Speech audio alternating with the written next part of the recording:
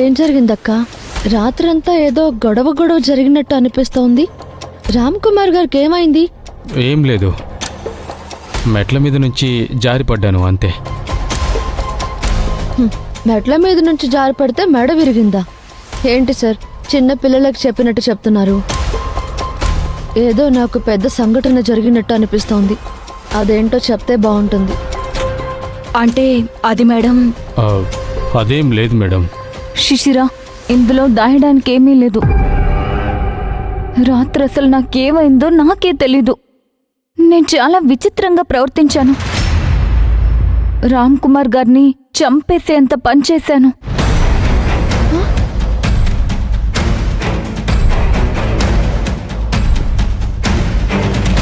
ఏంటి? ఎందుకలా? నీకేమైంది? అసలు నీకు కూడా చెప్పకుండా ఉన్న కొన్ని విషయాలున్నాయి. ఏంటవి? నీకు శిశురక్ష పూజ జరిపించే సమయంలో ప్రతిసారి పూజ ఎందుకు ఫెయిల్ అయింది? ఒకసారి మాత్రం ఆ రుద్రాక్ష ప్లేస్లో క్షుద్ర వస్తువులున్నాయి. అంతకుముందు నువ్వొక రోజంతా మిస్ అయ్యావు. అసలు అది నీకే తెలీదు. నేను పోలీస్ ఎంక్వైరీలో కనుక్కుంటే నువ్వు సిటీ అంతా జాగింగ్ చేస్తూ కనిపించావు. అసలు నువ్వెందుకలా వెళ్ళావో నీకే తెలీదు. అప్పుడు నీకేమైనా అనిపించిందా?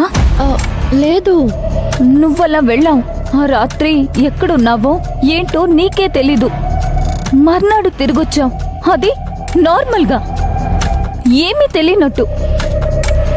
అసలు అప్పుడే నువ్వు బయటకు వెళ్ళినట్టు బిహేవ్ చేశావు.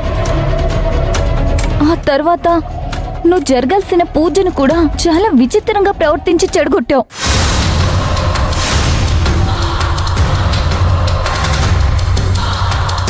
అసలు ఆ విషయం తెలుసా నీకు? విచిత్రంగా అంటే? రామ్ కుమార్ గారు, ఆ వీడియో చూపించండి. అలాగే మేడం.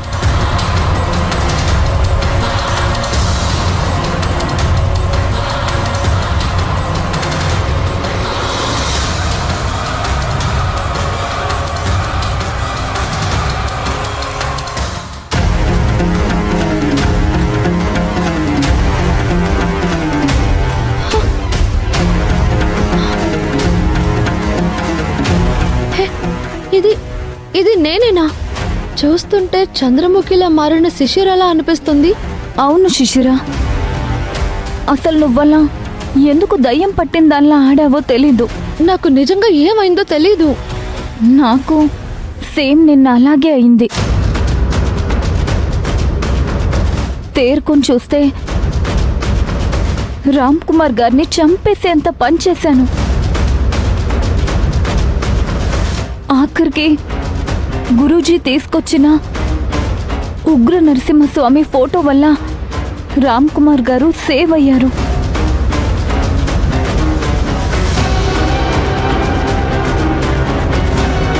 అక్క, ఇదంతా చూడబోతే ఏదో దుష్ట శక్తుల ప్రభావంలో ఉంది కదా? అవును మేడం. మరి ఇన్ని సమస్యలు పెట్టుకుని ఇక్కడ ఉండటం ఎందుకు? వెళ్ళిపోవడం బెటర్ కదా. మనం వెళ్దామని చూసినా వెళ్ళలేము. అదే ఈ క్షుద్ర శక్తుల మహత్యం. అసలు నా వల్ల కాదు. ఇక్కడ నేను ఒక క్షణం కూడా ఉండలేను. శిశిర, శిశిర, పూజ ముగించిన తర్వాత ఇక్కడి నుంచి వెళ్ళగలిగే శక్తి వస్తుంది. అప్పుడు కొంత ఉపశమనం దొరుకుతుంది. అప్పటి వరకు దాన్ని ఫేస్ చేయాలా? అది ఎంతో దూరంలో లేదు. వెంటనే పూజ ఏర్పాటు చేస్తాను. ఆ తర్వాత నువ్వు వెళ్దువు గాని. అవును మేడం, కొంచెం ఆలోచించండి. శిశిర, ప్లీజ్ అర్థం చేసుకో. ఏమో శివగామి, నాకు చాలా భయంగా ఉంది. ఒక చోట ప్రశాంతంగా ఉండకుండా ఉరుకులు పరుగుల జీవితం, అర్థం లేని టెన్షన్లో ఏదో తెలియని ప్రమాదాలు. ఎందుకు ఈ లైఫ్ ఇంత కాంప్లికేటెడ్గా మారింది? నాకు అసలు ఏం అర్థం కావడం లేదు. మేడం, రామ్ కుమార్ గారు, వదిలేయండి. తనిప్పుడు టెన్షన్గా ఉంది. తను పడే టెన్షన్కి అర్థం ఉంది. చూద్దాం ఏం జరుగుతుందో.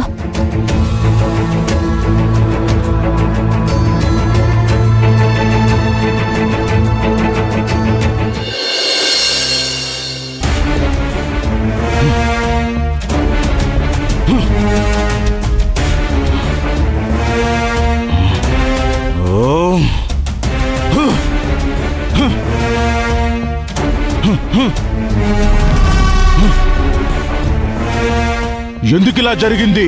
నాకు తెలీదు గురూజీ. అక్కడికి ఉగ్ర నరసింహస్వామి పటం తెచ్చారు. దానికి భయపడ్డావా? అది పటం మాత్రమే కదా. నాకు ఆ శక్తిని తట్టుకోవడం అసాధ్యం అనిపించింది. ఆత్మని పంపించి వేసింది. ఎంత అనుకున్నానో అంతా ఫెయిల్ అయిపోయింది. నీ ద్వారా ఆ రామ్ కుమార్ని చంపేద్దామనుకున్నాను. శివగామిని పోలీసు కేసులో ఇరికించి జైలుకు పంపిద్దామనుకున్నాను. శివగామి జైలుకు కూడా వెళుతుందనుకున్నాను. అక్కడ ఆ పటం ఉంది. ఇప్పుడు మళ్ళీ వెళ్ళి ఆ పని చెయ్యి. నా వల్ల కాదు గురూజీ. నాకంతా శక్తి లేదు గురూజీ. ఫోటో ఉంటే నేనేమి చేయలేను గురూజీ. సరే, నువ్వు వెళ్ళు.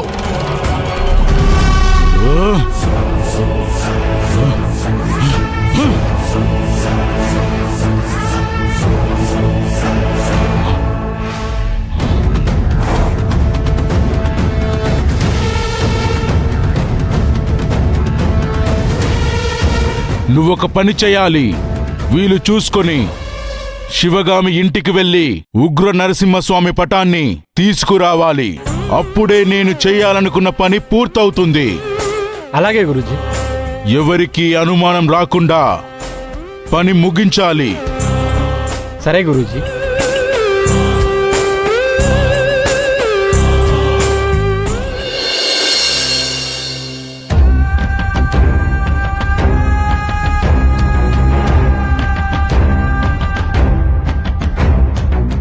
శివగామి ఇల్లు వదిలి వెళ్ళడానికి ఇష్టపడట్లేదు.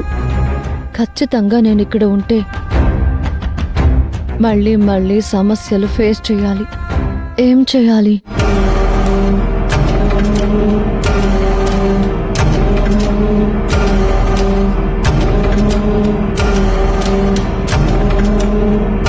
నిర్ణయం తీసుకోవడానికి కష్టంగా ఉంది. నేను ఇక్కడ ఉండటం కరెక్టో కాదో నాకు తెలియడం లేదు. ఏం చేయాలి? దియా,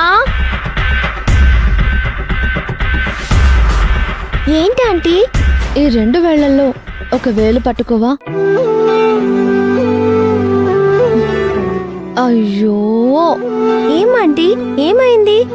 ఏం లేదు. ఇక్కడ నుంచి వెళ్ళడానికి నేను డిసైడ్ అవ్వలేక వెళ్ళాలా వద్దా అని తెలుసుకోవడానికి నిన్ను వేలు పట్టుకోమన్నాను. ఉండాలి అని వచ్చింది.